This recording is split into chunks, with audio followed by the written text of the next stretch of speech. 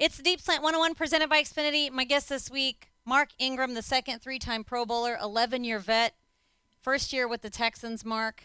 I love interviewing you. I've seen you out on the field, and you have so much energy. And I know you say that this is just who you are all the time, but to me, it feels like you've been here longer than just throughout training camp in this offseason. Does it feel the same way to you? Well, yeah, I just think being around good people and just been feel like home, feel comfortable around my guys, feel comfortable around the staff.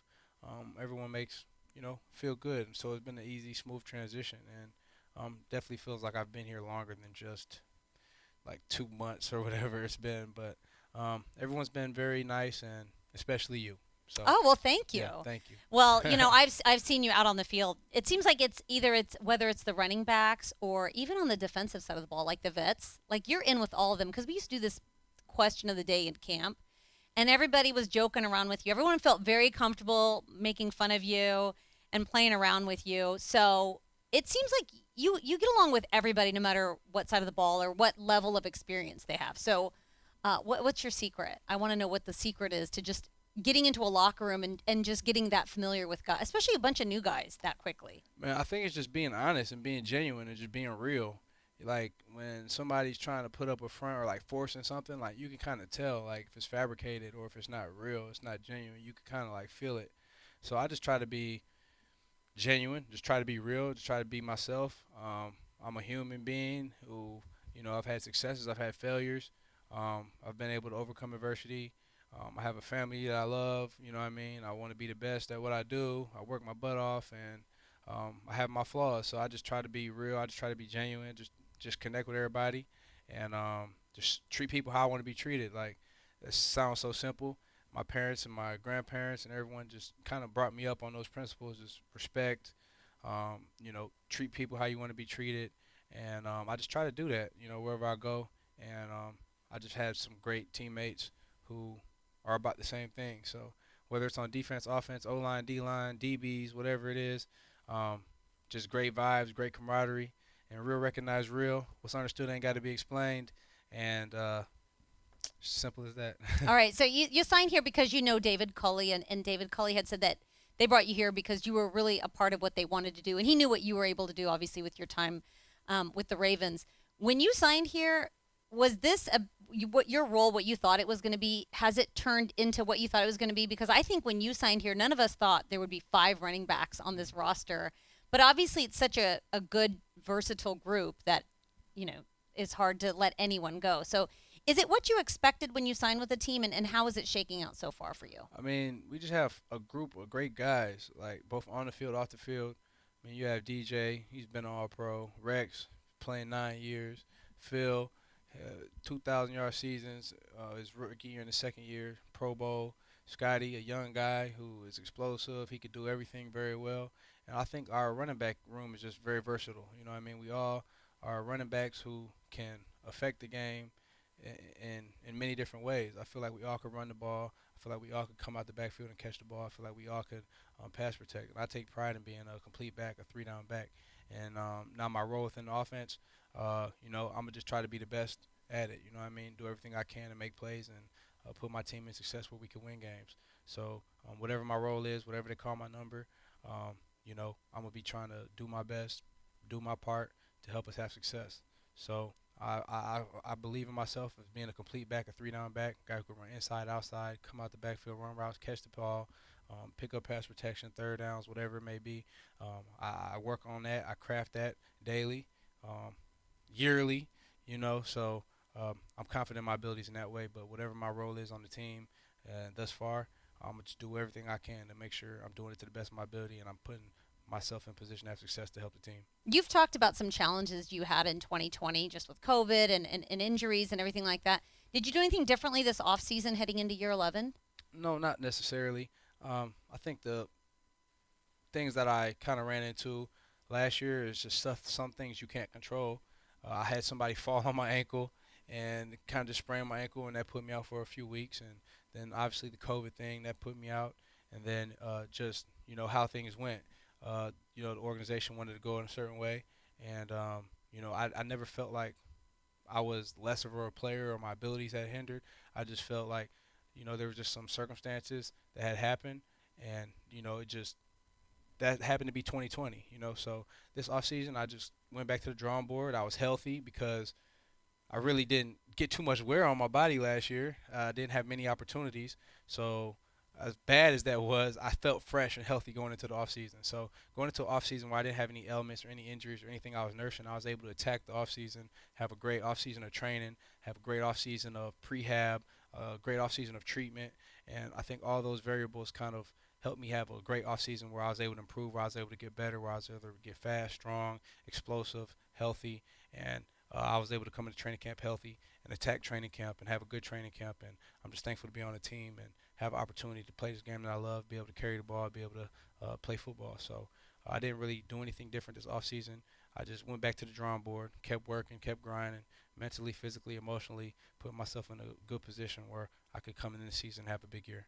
You talk about grinding, and you're grinding on the field, but then you're doing all these things off the field, too. I'm so impressed with it's a weekly podcast, right? Yes, ma'am. The Players Tribune, and it's still coming out, so I'm wondering, like, how you manage to balance all of them. But first, let's talk about your podcast. It's Trust Levels? Trust Levels. Or is it Big Trust Levels? Trust Levels, but, it's always Big Trust. You are Big Trust. Big Trust. The podcast is Trust Levels. Yes. And it's with Cameron Jordan, who you played with the Cam Saints. Jordan, my brother. Yep. All right. You guys had DeForest Buckner on this past week, who Yes. you'll see this year when the Texans play the Colts. Twice a year. Okay. So how does the podcast go? Do you think that being a podcast host makes you a better guest on other podcasts? I think so, because you have an appreciation for a guest who gives you good content. Yeah. You have appreciation for a guest who is real and genuine and gives you answers and detail and stories and good stuff like that. So when you have good guests, you want to be a good guest. So in Trust Levels, you can go back to season 1. We're in season 2 now. I think we've gotten better from season 2 to season 1, but all our guests have been tremendous, and we've learned a lot. Me and Cam, it's different, like when you're hosting, like you two are hosting and somebody else is like your guest everybody's trying to talk, so you got to kind of like just stand back, let your co-host talk, or stand back, let your guest tell the story, because even though we might know the guest, the audience might not know the guest, so we don't want to cut his story off. We want to let him tell his story. And I just think just being a host on a podcast, you learn to be a good guest on others' podcasts. I think it makes you a great conversationalist, too, because there's so many things that I used to do in a conversation that after hosting, I realized, like you're saying, you don't want to cut people off before they're done. You want to really listen to what they're saying. You said you've had a lot of good guests. Who is the best guest, you think, or among the best guests that you've had so far? Man. I love your range of guests. They're not just football Yes. players. You had like a fencing champion. You Yes. had like a golf. You had Yes. so many different players, Yes. or different types of athletes. So in season 1, we had majority football players because Okay. it was getting started, but we had majority football players. We had Todd Gurley, we had Derrick Henry, we had Alvin Kamara, we had a number of guys like just who were awesome on the podcast. We had Kittle, we had Kelsey, so we had Wagner. We had a lot of guys. You're just you know what I name mean? dropping now. So we had so that was the first season, but this last season we kind of wanted to expand a little bit, go into some other sports because we have some connections. So, but Drew Brees was awesome. You know what I mean? He did that for us. Nick Saban, that was a great one. That was recently Yes, too. yeah, I think that dropped you like had 2 you have a episodes few ago. connections there, Yeah, right? Nick Saban, that was a great one, and I appreciate him coming on because I know he's super busy, Right. getting those boys ready to win the national championship. But yeah, we had a fencer, Miles Chandler Watson. We had Justin Thomas, one of the best golfers in the world. We had Kamaru Usman, UFC champion of the world, undisputed, still defending his title. My brother. It's just been great. Like all the guests, I appreciate their time because they're busy. They don't have to do it, and they do it, and it's always amazing. It's hard to coordinate the times, like for everyone to get on. Well, especially with you because Yeah. you're doing it now in football season. No. So or is this everything. pre? So we pre-recorded. Oh. So it's so hard. It would be almost impossible during That's the what I was season. like. You know what I he mean? just left practice. How does he put out a new podcast? Yeah, Right. I'm putting out the post at like 10 a.m. Like he's about to go to practice. No, he just got home and he's got DeForest Buckner on. So we kind of work, Okay. March, April, well, like May, June kind of, and then we started putting them out in July. So we kind of had them recorded through like a 2-month window, and we get all the editing done, the publicizing done, and we drop them every week. You know what I mean? So they're pre-recorded, they're already recorded, but they're gonna drop every Wednesday. Then Okay. the audio drops every Wednesday, and then the YouTube channel where you can see like our faces and expressions that drops on YouTube every Thursday. So I think that's actually one of the best parts of watching the podcast. Sometimes it's great to see the guest, but then watching yours and Cam Jordan's reaction to the answer is really funny as well. Who's a guest that you haven't had on that you really are like itching to get on the podcast? man, I mean, you've already dropped some really big names there. yeah, we kind of want to. The Olympics was on, and I had a few Olympians that I wanted to have on. The girl who won the 400 meters and broke the world record, we want to have her on. We want to have her on. We want to have. We just want to go crazy with it. We want to be legendary. I mean, you could probably get Simone. Yes. I mean, she was out of practice. Right, so. right. Yeah, she was out of practice. But we're just versatile. We just want legendary vibes because it's all about the trust levels, the biggest of the trust of the levels. If you listen to the podcast, you'll hear this several times. But we all about the legacy. We all about the legendary. So we just try to find people who align with our values and our principles and being legendary and leaving a legacy, and we just try to get them on the pod and just shoot the stuff and just give y'all some good content to listen to. It is great content. And you know what? You also this offseason decided to join DC United's ownership team because United. You've got so much free time. Vamos. Well, yeah, I see your tweets. You're cheering on your squad all the time. How did you decide that DC United was the club that you wanted to get a part owner? You're a minority share owner, right? Yes, is that the proper terminology? Yes, ma'am. So how did you decide to pick that team, and why did you want to get involved in soccer, and why did you want to do it now? Well, they chose me. Okay. So it was a mutual. I met Jason in 2019 when I was in Baltimore. He came to one of my Christmas shopping giveaways. We had some mutual friends that wanted us to meet. And he came to my Christmas shopping giveaway and watched that. And then afterwards, we had dinner. And he had his son with him. I had my uncle with me. He had his friend who knows my uncle who wanted us to meet. We just had a great dinner, just sitting there talking about life, and football and some of his business adventures. And essentially, we just kept a relationship, throughout that year, throughout the next year. And then earlier this year, he came. He was like, Mark, I have an opportunity for you to check. You know what I mean? And I let my best friend, Chris Burtley, who I grew up with, he's an attorney. I let him look at it for me. And they were just going back and forth. They were transparent about everything, all the details. We ironed all the things out. Everything we asked for, they gave it to us. And I just think soccer is huge. Soccer is the world sport. You go anywhere else, football, they think soccer. You know what I mean? Right. So I just think there's so much room for growth in America with soccer. We got the World Cup coming here in 2026. The MLS is growing rapidly. I mean, you can see it on ESPN. You see stars at all the MLS games. So the opportunity to become an owner, especially doing it while I'm still a player, and not just like towards the end of my career, like I still want to play many more years, and I feel like I still have my best football ahead of me. But to be able to be in business, be in ownership while I'm still a player, I think was huge, and I think that was a tremendous opportunity. So he basically presented this opportunity to me. I showed it to my best friend, who's an attorney, who we grew up together. We played football together, ran track together. He's an attorney now. He hashed it out with their lawyers. They were transparent. Everything was just mutual. Everything was smooth, and it got approved through the MLS. And now you're a part owner. Now I'm a part owner, minority owner of the most prestigious MLS club, the most prestigious soccer club in the MLS. They have 4 championships. We're trying to bring more, and it's just a great group. Jason, Steve, those guys who are the main owners, they've had a success, and they've owned a Premier League team. They have owned an NBA team. You know what I mean? So they just have a tremendous track record of having success in business and being sports owners. So be able to have those connections, be able to learn from them, grow with them, and be an owner, and tap into that industry. It's just a tremendous blessing, and I'm thankful. And Vamos United. Vamos United. There's a lot of professional athletes that are sort of venturing into like minority ownership in different pro sports teams.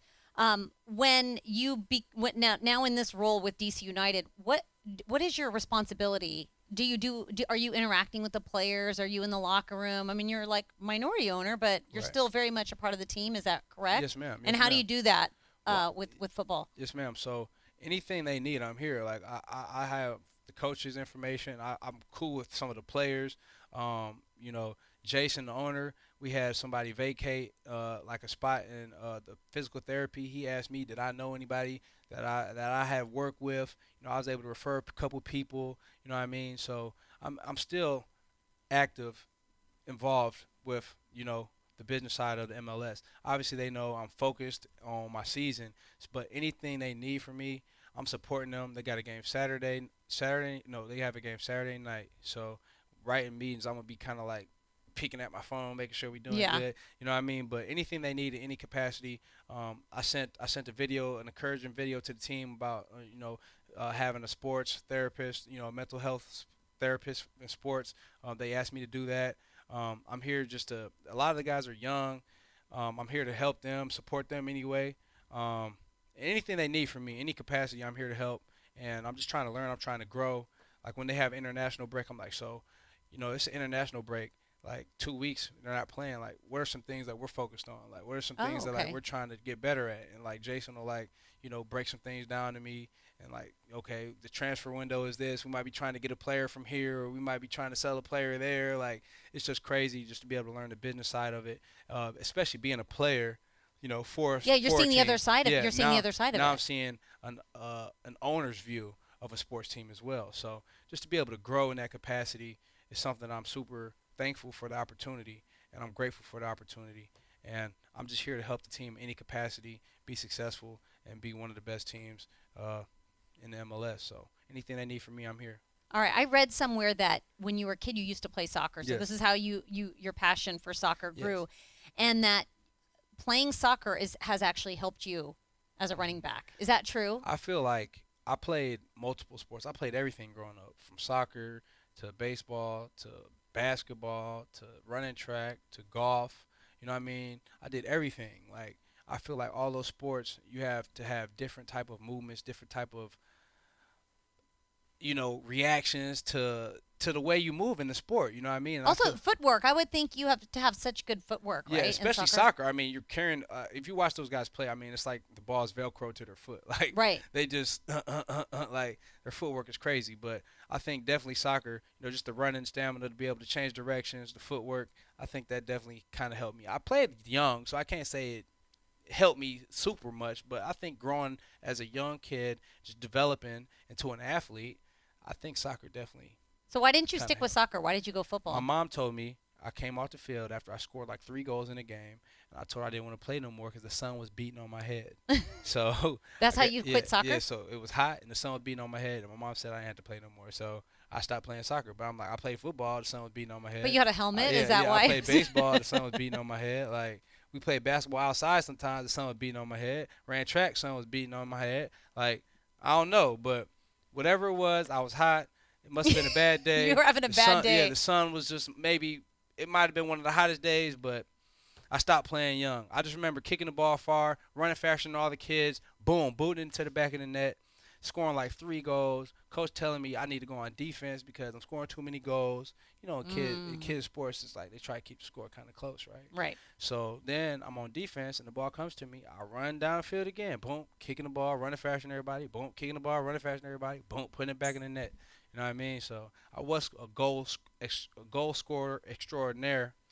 You know what I mean? But that career was cut short. So Well, I was going to say maybe you might want to play soccer someday, but it sounds like the business side's really keeping you busy. yeah.